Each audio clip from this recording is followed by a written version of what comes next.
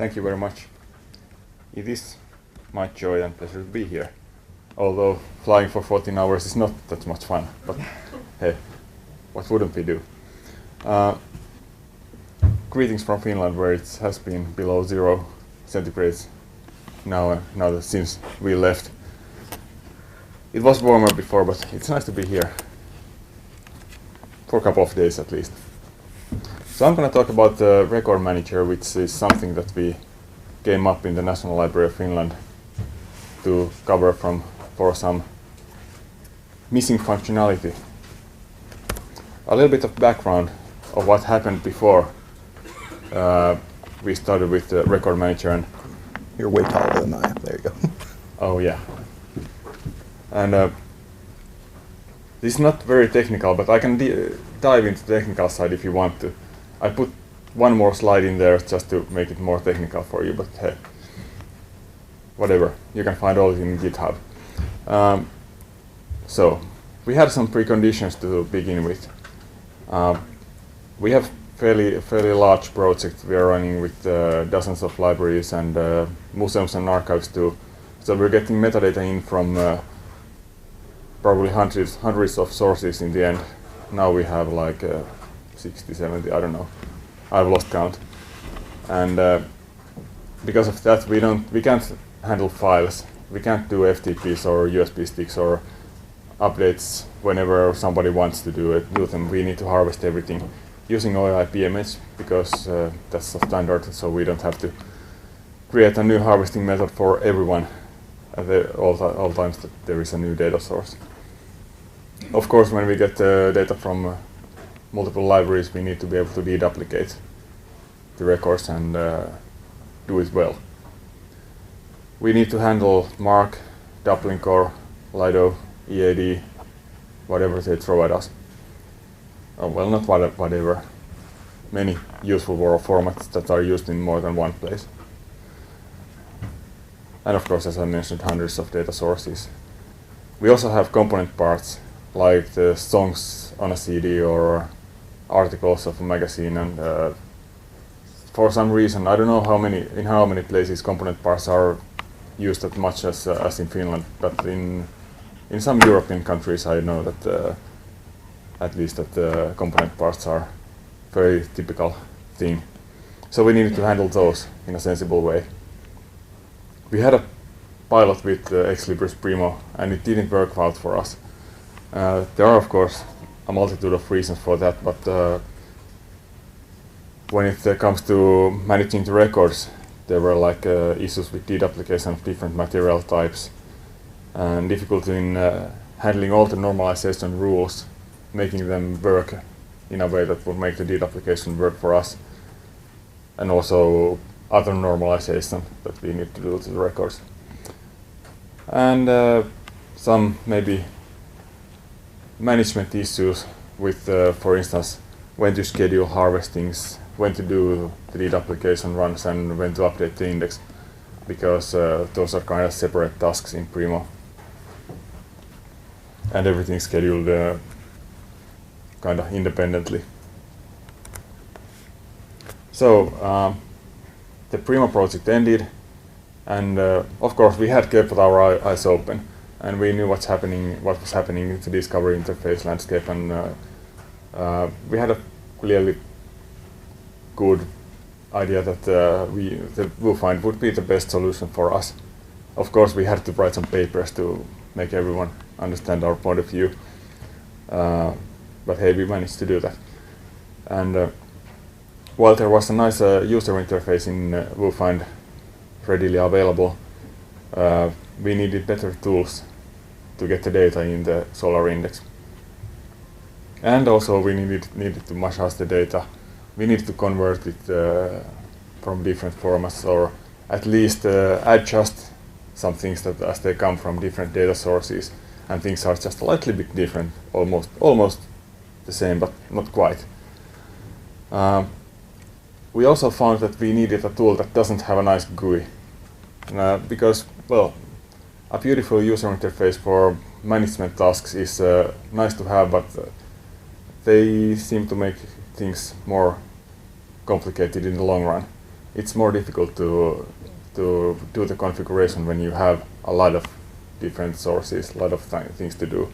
It's so much easier to just use a text editor and hack the configuration file.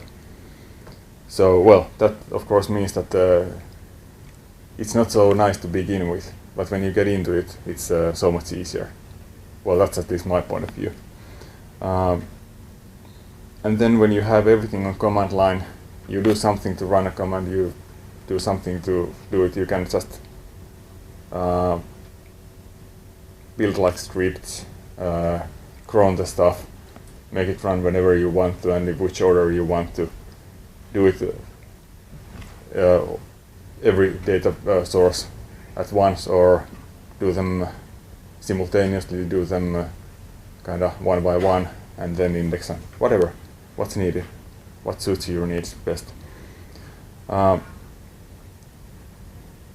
started thinking that we could maybe use VuFind's record drivers, extend them as necessary to do the normalization or the sort of basic things that we need to, for instance, handle mark. And that's one reason why RecordManager sort of resembles the VuFind 1 system of having a record factory, and then there are the record drivers, which are somehow similarly named as in VuFind.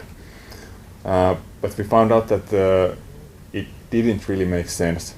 For instance, the file mark class is fairly slow, and it doesn't matter maybe in a user interface, but when we need to handle millions of records, the slowdowns add up. And maybe it also makes more sense to keep sort of separate the presentation side from the indexing side. Now that we separated them, I'm pretty happy with the results. But we also have had something else. We have like the data source config file, which is sort of resembles the harvesting ini file that comes with the VuFind OAI-PMH harvesting tool. So if you have used that, it should be fairly easy to move to come to RecordManager world if you want to. Here is just a small example, so we have at least something that resembles something that developers have to do. Okay, so much for that. So, features. Here is kind of a laundry list of features that we currently have in RecordManager, and these are all the things that we have needed. So it started with something sort of a proof of concept that we can do data duplication, we can get the data into Solar, and we can work with this, but then it has been extended quite a bit. So of course the first thing is to be able to get the data in. In addition to OAI-PMH harvesting, there is also simple import-export functionality. So if you have files, you can get those into. There is a way to split records. For instance, with EAD, when you get this huge chunk, kind of an archive with in a one record, you can split it into multiple records that form a hierarchy. So it's easier to index in parts, and then you can also display it in a hierarchy in VuFind. And that was built into VuFind by other people, which we are very grateful of. You can normalize the records, again using PHP or XSLT. I started with thinking that XSLT is nice because you can do a lot of things with it, and you don't need to dig into the PHP code to do it. We mostly use PHP code these days because it's faster and it's somehow easier to work with, but maybe it's just me because I don't really like XSLT, and we only support 1.0, so there are some features that would be nice to have, but we don't. Then the biggest thing is the deduplication. I will come back to it because it's the most interesting part of RecordManager. We also have a method of easily mapping Solar index values to others, so that, for instance, if if you get different material types from different libraries, you can build simple mapping files to map them together. And maybe if you want to group some material types or locations, you can do that also easily. No need to dig into the code or do any XSLT stuff. Of course, directly updating a Solar index is necessary to actually get the data in. And we are doing HTTP updates, which is, well, working for us. And to make it simple for me, we use the JSON format. So that's the thing you need to know. I'm not sure if the JSON update handler is enabled. It is now. It is. Okay, well then it's easy. In the olden times it wasn't, so you needed to enable it yourself. We also have a MetaLib and SFX from HLibris, and we needed to harvest the database descriptions and the journal information from both. So I added a sort of an harvester that uses the MetaLib server to get the IRDs in. And then the SFX side, it's not really a harvesting, because you need to do the export jobs. You need to have the export jobs running on the SFX side, and RecordManager can only fetch the files from there according to the date stamps. But well, at least it's automated. Then we also had a separate project where we needed to harvest records from museums and libraries and provide them to Europeana. And I had actually a different separate piece of software for doing that, but then I started thinking that actually in RecordManager we have almost everything needed already in place in a small package without anything else. And I just added an OAI-PMH provider. So you can actually also provide access to the RecordManager index and getting data out via OAI-PMH if necessary. And something nice like record preview support, so that because for the libraries use in Finland actually the university and polytechnic libraries use Voyager, and there is this function in the cataloging client where you can send the record to the web interface so that you can see how it looks for the user. We added support for that. It requires some support from the VuFind side also, but at least we can send the record to VuFind, which asks for a presentation from RecordManager and then displays it to the user. So there it actually goes the wrong way, because normally data comes from RecordManager to VuFind. Okay, the data application thing. In Primo we had some issues with the scoring system that it used with the data application and everything, so we decided to come up with something of our own. I did some research on the subject, and I found that some people have been discussing the data application algorithms before, and this is loosely based on some of the discussions that have been going on in web, but it has been tailored to our needs. I believe it's fairly generically useful, but well, who knows? You need to test it. Anyway, we built when we get the records in, we built some candidate keys from ID fields like NBN, ISN, and maybe Library of Congress control numbers could be used, and also titles. We take a couple of words from the title until we have sufficiently long string that could be used to identify data application candidates.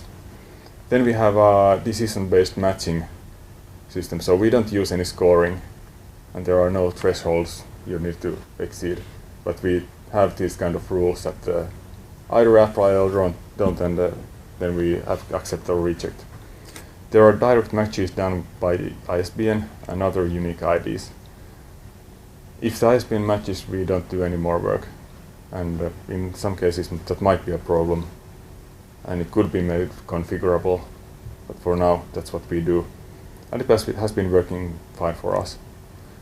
Then we have some rules in which you never match records. Like if they come from the same data source, we assume that the data sources don't contain duplicates. If they don't, if they do, it's a problem in the data source, and it's not our thing to try to correct it. And this alone helps enormously, because we did have some problems with similar records grouping together in the past. We also never match if the material types or the format is different, and if publication years differ, or if series doesn't match. So try to make it simple that these are the cases where they are definitely not duplicates.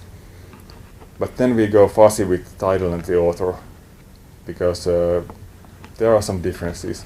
We use the Levenstein distance algorithm for title matching.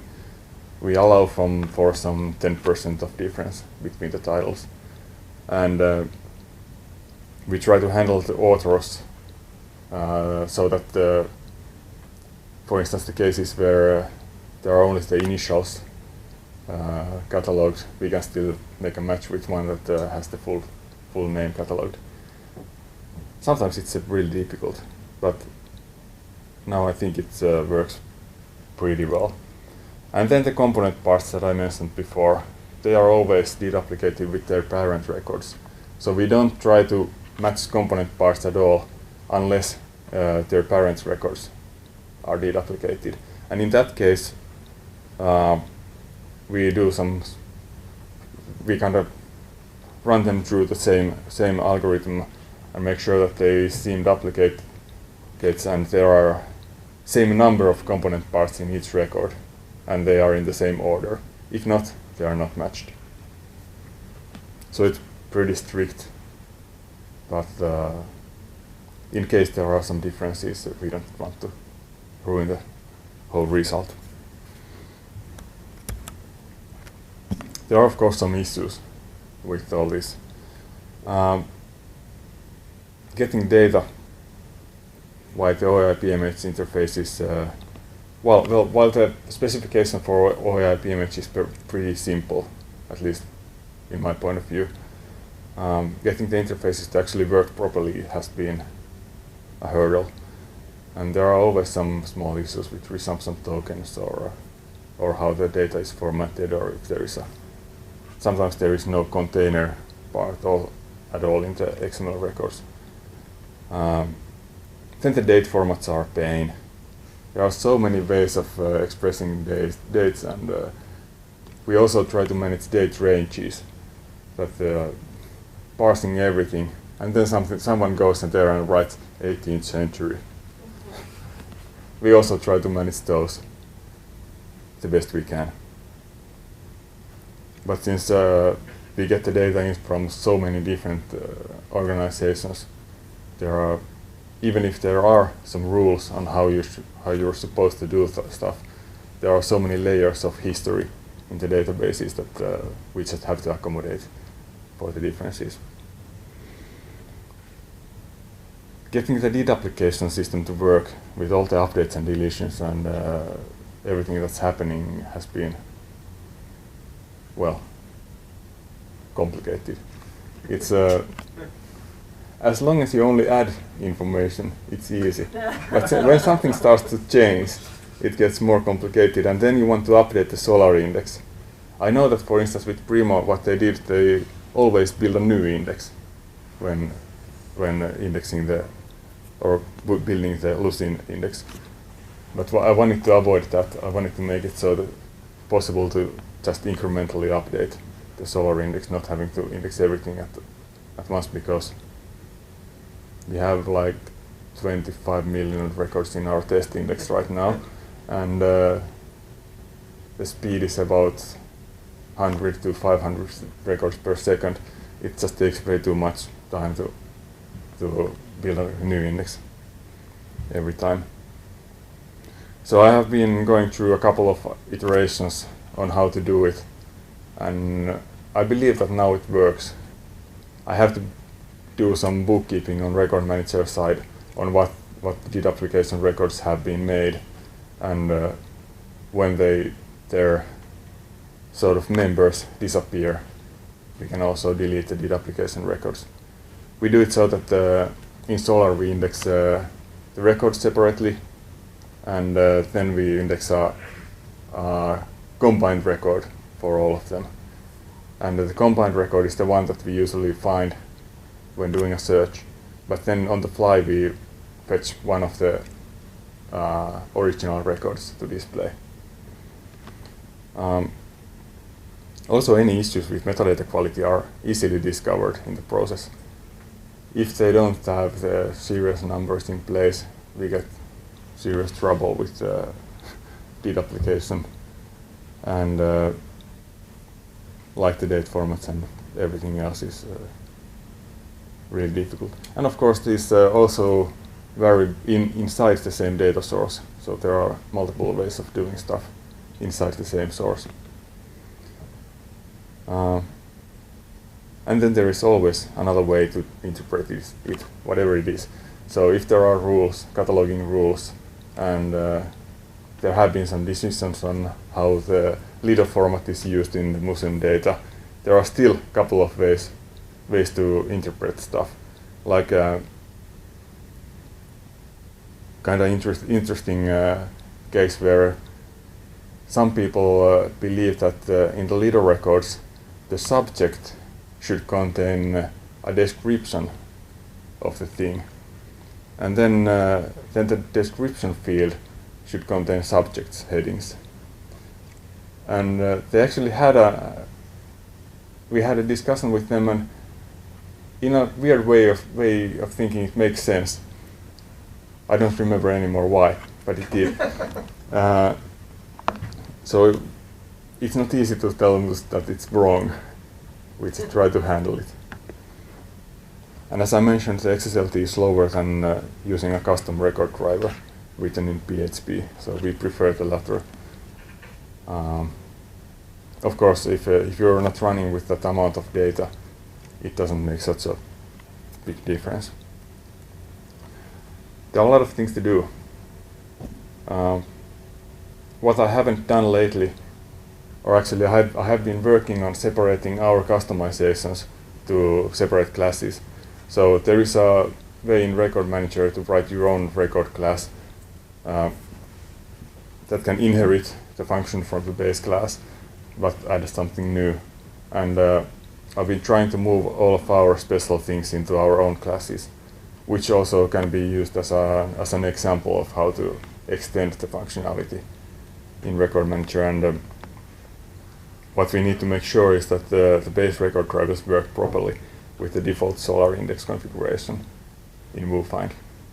That I haven't checked lately, and there may be some assumptions on some custom fields that we have added ourselves. We also need maybe an easier customization of the DID application algorithm, since it's the whole piece of software has grown organically. There are some PHP files like RecordManager.php that contains a lot of stuff, and I've been thinking that I need to separate the DID application algorithm to a separate class that could be subclassed easily. Of course, better documentation. We have some wiki pages on how to set it up, and I know that there are occasions where people have actually done that successfully. So it's not hopeless, but it could be improved.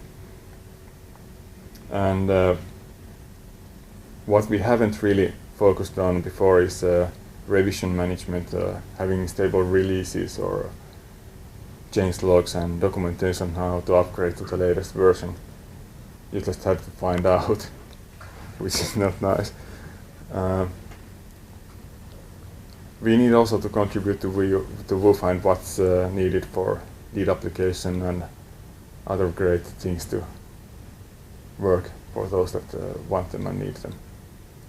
And maybe, if so be decided on in some serious instance, We could also synchronize maybe with the VuFind releases somehow, so that if there are indexing needs, we could kind of make these releases simultaneous and make sure that it's documented that the certain RecordManager version works with this VuFind version. And then everything else. It has been for the past 2 years, almost 2 years, and it will continue to be a moving target. So we are always adding new features and adding new data sources, which means that we need to add more workarounds and more hacks and more and more everything. So this is just a short introduction to what RecordManager does. And if you want to dig into the code, here are some links which get you in the center of the action. Oh, no, not that one.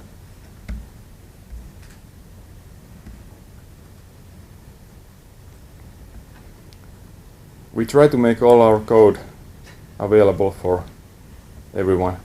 Whoa, what version of Internet Explorer is this anyway?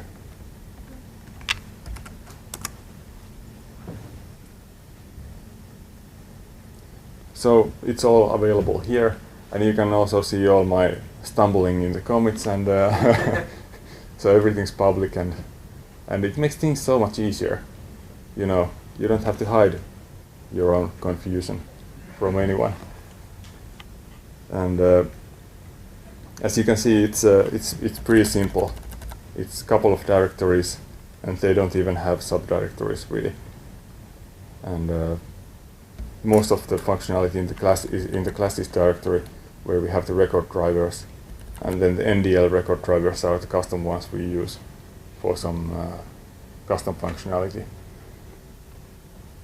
The latest one is that we added support for date ranges using the JTS suite, which is the sort of geographical search thing, but it can be also used for the spatial search that can be also used for other range stuff. I'm not sure if that's a good idea. It seems that it's slow to index those ranges, so maybe I'll move to just indexing start and end date and work with that, but we'll see how it goes. It has been working with this way all the time, that we try some things and find out that it doesn't really work this way, and then we move to something else. So that's about all that it has. And then in the base directory there are some commands like export, harvest, import, and manage. The main stuff you run to make things happen. In the wiki pages you can find information on the subject I have been talking about. For instance, about the built-in did application algorithm, setting things up and configuring the IPMH provider, and everything I have needed to write down for myself. But if you're interested in testing out RecordManager and find out that you need to ask questions, there are things that are not so clear, please ask me, because that's one way to help me make this documentation better. I try to improve the pages whenever there is a question about some of the functionality. Thanks. If there are any questions, I would be glad to answer, also later on. So when you run into duplicate records, how do you decide which record wins? There are no winners, really.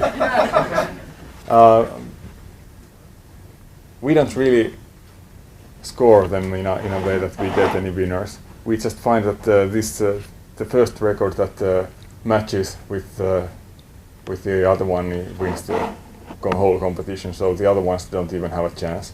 Okay, so whatever's already in Solar stays in Solar. Yeah. Everything stays in Solar. I mean,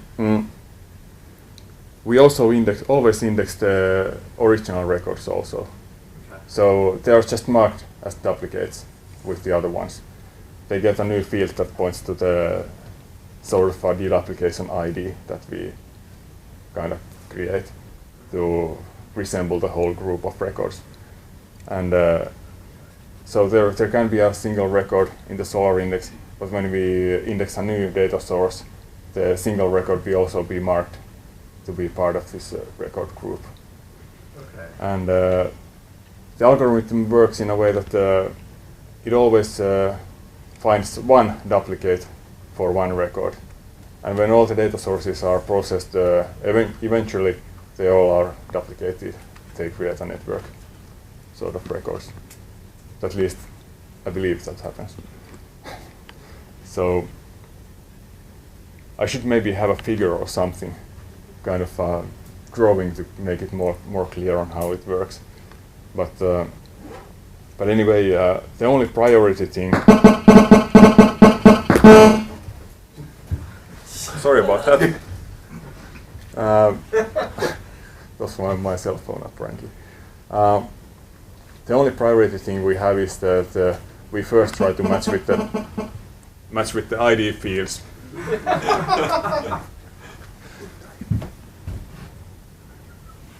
Thanks. Now I don't have a time anymore, so just interrupt me. So we try to do the ISBN match or the ID match first, and if that doesn't work out, then we try to title paste the candidates. So that's all.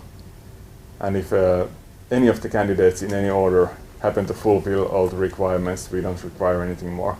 That's just marked, and then we continue to the next record that needs to be deduplicated. Okay. And then that's rolled over for VuFind to use in its display? Yeah. So most of the function or the logic is actually in the Solar module. So that when we do a search, in the search request we filter out all the records that are deduplicated. We only find the merged record that we have separately indexed. And when we get the merged records, we go through each one of them and select the best one of the original records to display. We have a couple of rules to do that in the VuFind side. One is that we have sort of priority for the data sources, so that the most important one can be displayed. But if the user has selected a location facet, we use that as the basis for the prioritization on what to display. And then we display the holdings information and everything else from a single library, like you would normally do without any special functionality. Right. But we provide links for the other records too. Yeah. And now the latest addition is that we also index online URLs. So if there is a marked record that says that this is an online presentation of this record, we index all of those in the merged record, so that we can display all the different URLs on the fly. Okay, good. That sounds I could also show it to you if it makes it easier to yeah. see how it works. Actually, you don't see it, but it just works.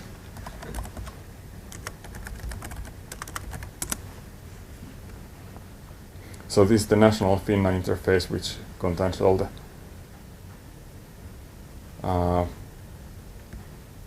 organizations that are in a sort of in production in our project.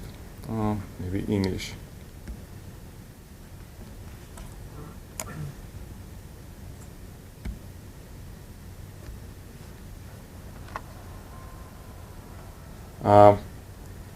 Here is where you see that there are duplicate records for this one.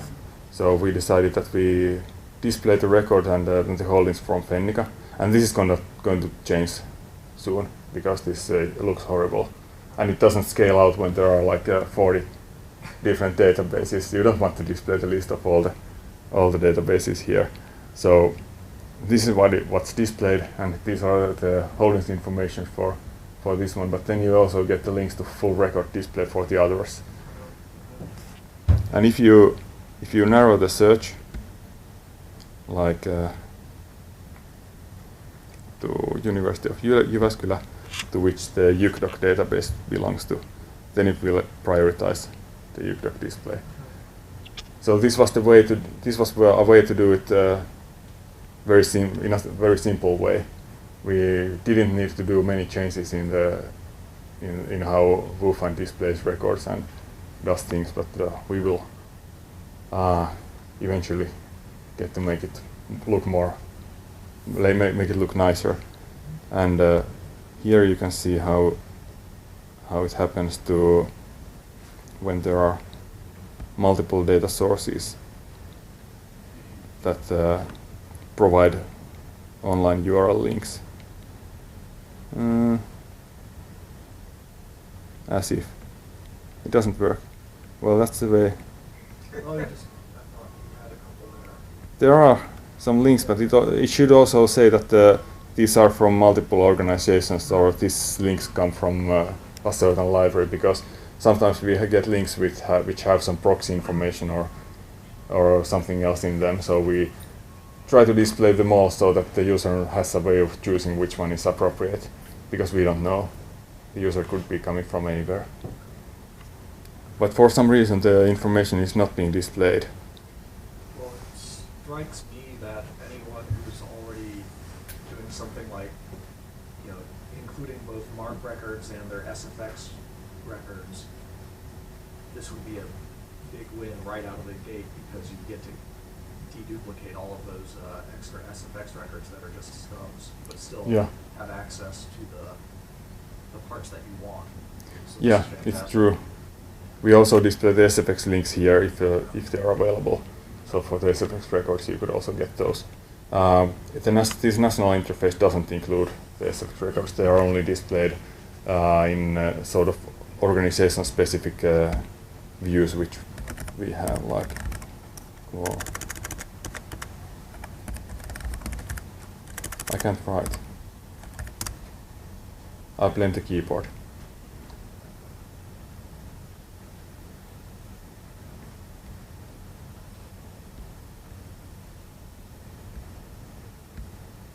And for some reason it's slower than I would like. But anyway, I believe these guys are displaying the SFX links and SFX records too. Well, at least you can see that they are loading, but there is no information, because we load the embedded SFX URLs on the fly when the record is scrolled to display, because otherwise the SFX server would die. And try to make it easier for it to handle the load. But we also embed the SFX menu for those who want more information. If there is no full text links are displayed right away, but then the SFX menu is available for other services. It can be also opened in a new window if necessary. We try to make it look nice, because most of the SFX menus contain like a lot of stuff, and there are all the headings, all the headers, images and everything. SFX makes it complicated to look nice. But we have a script that kind of cleans up the presentation and makes it work here. We also have to do this because we run everything in a secure connection, and we would get the mixed content warning if we didn't run it via the secure connection and get the SFX links via the proxy script. I believe that in the full record display we don't have any of those enhancements I mentioned yet. I'll just verify that.